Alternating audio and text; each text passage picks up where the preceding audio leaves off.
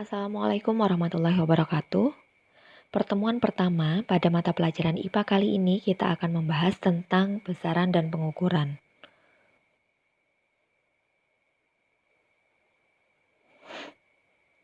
Pertama-tama saya akan membahas mengenai besaran. Apa yang dimaksud dengan besaran? Segala sesuatu yang dapat diukur disebut dengan besaran, dan mengukur itu butuh satuan pengukuran. Sekarang bayangkan, apa yang terjadi jika setiap pengukuran di dunia ini menggunakan satuan yang berbeda? Misalnya jengkal. Kita mengukur panjang meja dengan jengkal, hasilnya pasti tidak sesuai. Oleh karena itu, diperlukan satuan yang disepakati bersama, yaitu satuan baku. Satuan adalah pembanding dalam pengukuran. Untuk saat ini, satuan yang ditetapkan adalah menggunakan satuan internasional. Besaran berdasarkan nilai dan arahnya terbagi menjadi dua, yaitu besaran vektor dan besaran turunan. Apa yang dimaksud dengan besaran vektor? Besaran yang mempunyai nilai dan arah. Sedangkan besaran turunan adalah besaran yang hanya mempunyai nilai dan tidak mempunyai arah. Selain besaran vektor dan besaran turunan, kalian juga harus mengetahui besaran pokok yang harus diketahui dan satuannya dalam sistem internasional, yaitu ada panjang, massa, waktu, arus listrik, suhu, jumlah zat, intensitas cahaya. Satuannya, simbol dan dimensinya dapat kalian lihat pada tabel.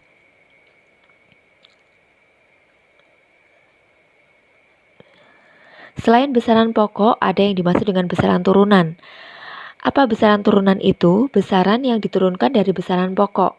Besaran turunan ini ada banyak macamnya. Di sini saya hanya memberikan contoh berupa luas dan kecepatan. Yang pertama saya jelaskan mengenai luas. Luas ini simbolnya adalah A besar. Luas dapat dicari dengan panjang dikali dengan lebar.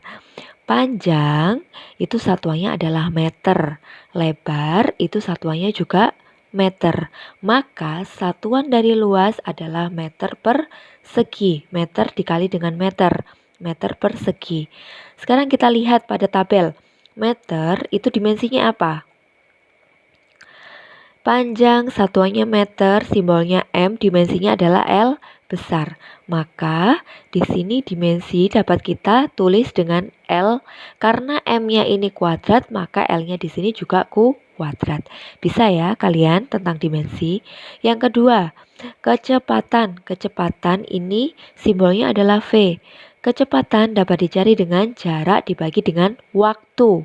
S ini adalah jarak, T ini adalah waktu. S jarak satuannya apa? Meter. Waktu satuannya apa? Sekon. Dilihat pada tabel.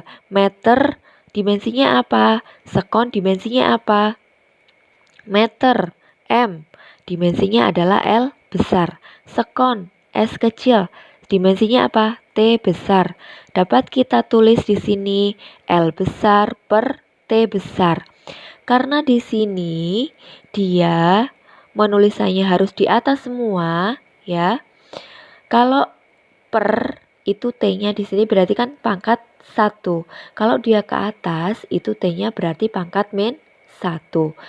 L T pangkat min 1. Paham ya dari sini ya?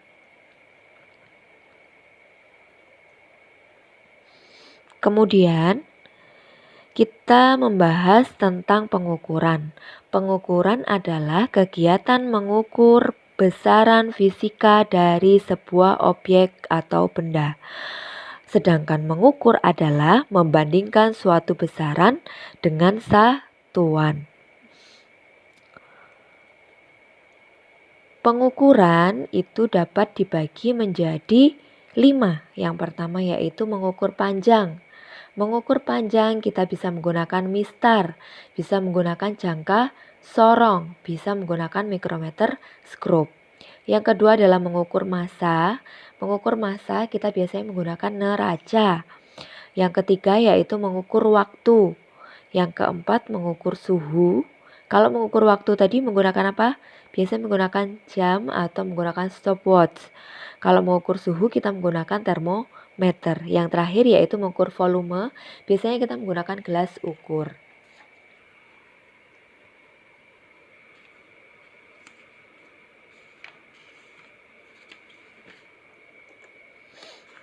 Kemudian kita bahas tentang mistar. Mistar adalah alat ukur panjang paling sering digunakan oleh para siswa. Biasanya siswa menyebutnya dengan penggaris, ya. Sekarang kita coba. Ini ada sebuah pensil. Berapa panjang pensil di sini? Maaf. Berapa panjang pensil di sini? Ujung pensil di sini itu menunjukkan angka 0, sedangkan ujung lainnya di sini menunjukkan angka berapa?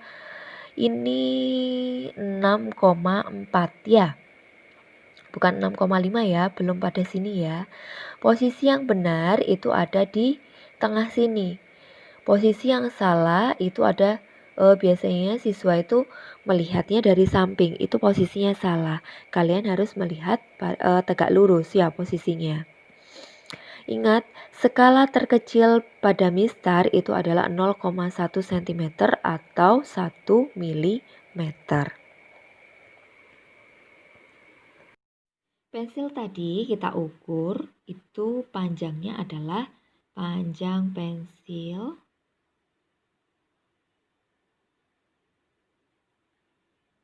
itu adalah 6,4 cm ya.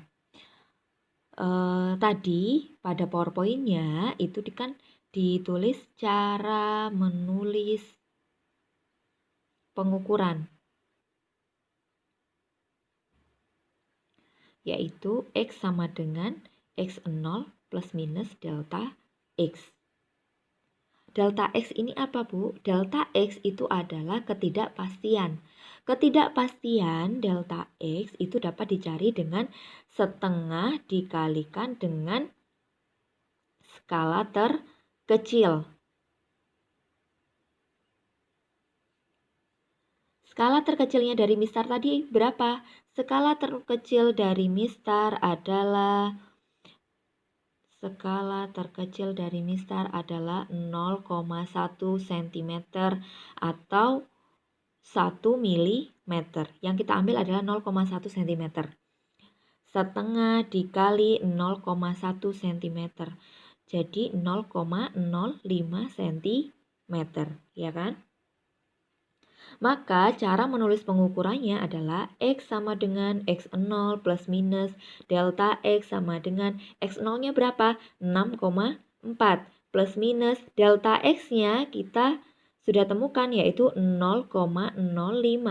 Berarti 6,4 plus minus 0,05 cm. Selanjutnya yaitu jangka sorong. Kita bisa mengukur panjang dengan menggunakan jangka sorong. Jangka sorong adalah alat ukur panjang yang dapat dipergunakan untuk mengukur diameter sebuah bola dalam dan diameter luar dari sebuah pipa dengan batas ukur maksimum kurang lebih 15 cm. Skala terkecil dari jangka sorong itu adalah 0,01 cm atau 0,1 mm. Sekarang kita lihat, di sini ada sebuah cincin. Kita menentukan diameter dari cincin tersebut. Cara menentukannya seperti apa? Untuk menentukan diameter, kita bisa menggunakan skala utama ditambah dengan skala nonius. Untuk menentukan skala utamanya seperti apa, Bu? Skala utama kalian bisa melihat di sini ya. Di sini ada angka pada penggaris yang di tengah. Ini ada mistar yang di tengah dan di sini ada angka pada mistar kecil di bawahnya, ya. Angka pada skala utama itu ditentukan sebelum angka 0 yang di bawah ini. Jadi, angka 0 di bawah ini dia lurus dengan 2,5 ya.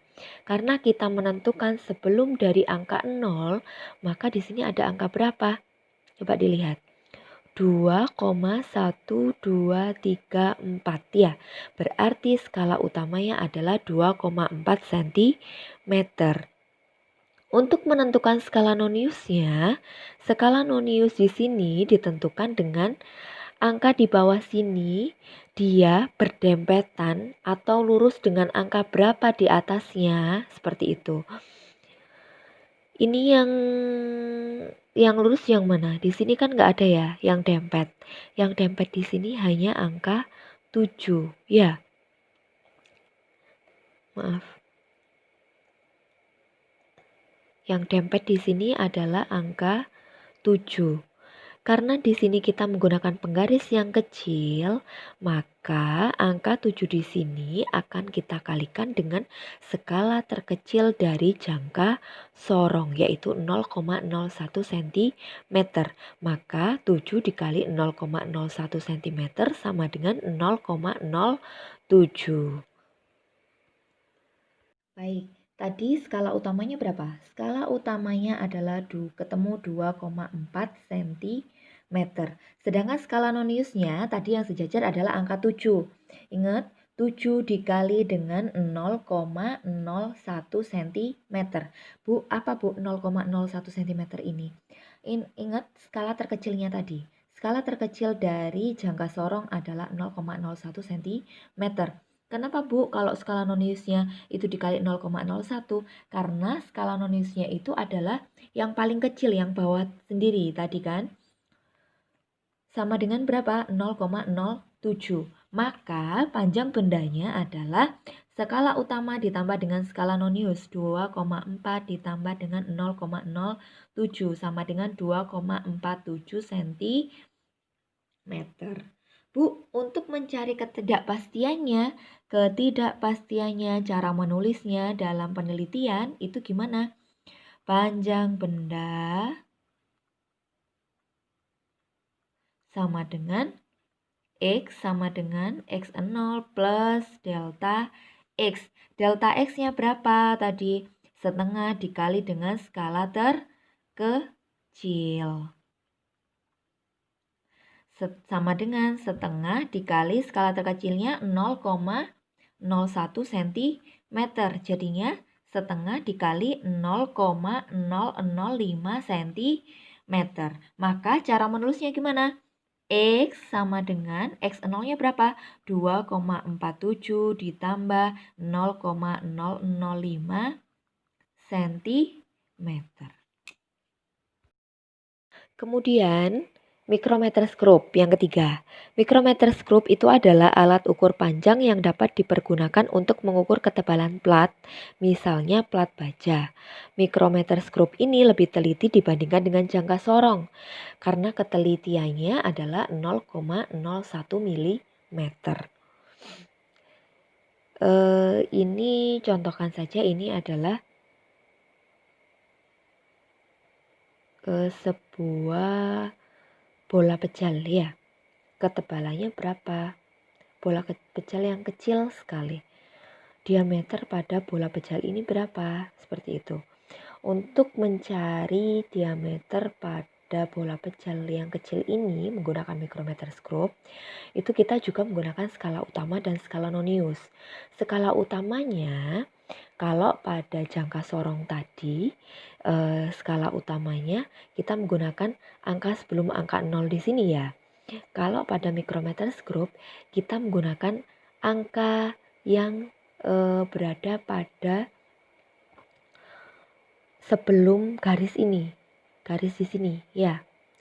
Di sini kan ada 0 mm, di sini ada 5 ya kan, 1, 2, 3, 4, 5, berarti di sini 6, di sini 7 ya. Di sini adalah 7 mm. Skala utamanya ketemu 7 mm. Kalau skala noniusnya Bu, skala noniusnya kalau pada jangka sorong tadi kita mencari yang berdempetan ya. Yang bawah, skala pada yang bawah ini, pada mistar yang bawah ini yang berdempetan dengan skala di atasnya. Kalau pada mikrometerskop itu adalah skala pada yang di sebelah sini yang berdempetan dengan atau yang lurus dengan skala di sebelahnya, skala di atasnya ya. Ini di sini. di sini ada 30, berarti di sini 31, 32, 33, 34, 35.